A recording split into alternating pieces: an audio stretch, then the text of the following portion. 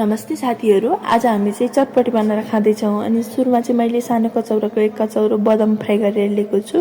त्यसै गरी भटमास अनि प्याज, गाजर, काँक्रो सानो गरी काटेको। अनि त्यसै गरी मैले चाहिँ वाइवाई चाउचाउ 4वटा लिएको छु। त्यसलाई मसिनो गरी धुलाएर हालेको छु। अनि त्यो चाउचाउको मसलालाई पनि खोलेर राख्दैछु। अनि त्यो चाउचाउ राखिसकेपछि चाहिँ मैले प्राउन लिएको छु। त्यसलाई पनि फुराएर मसिनो गरी धुलाएर त्यसलाई नै त्यही मिसाउँछु। अनि प्राउन राखिसकेपछि चाहिँ मैले भुटेको 1 चम्चा जिरा धनियाँको धुलो राखेको छु। त्यसै गरी 1 चम्चा नुन।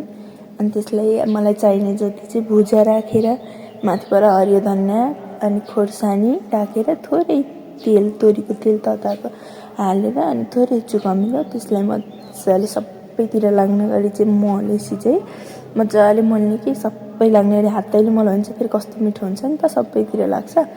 सबैतिर मोलिसकेपछि चटपटी हाम्रो चाहिँ रेडी हुन लागेको छ। रेडी पनि भइसक्यो। यता खाँदैछौँ हामी चाहिँ। मम्मी पनि खाँदै हुनुहुन्छ। भाउजू चाहिँ यता मेरो चाहिँ नखिच्नै भन्दै हुनुहुन्छ।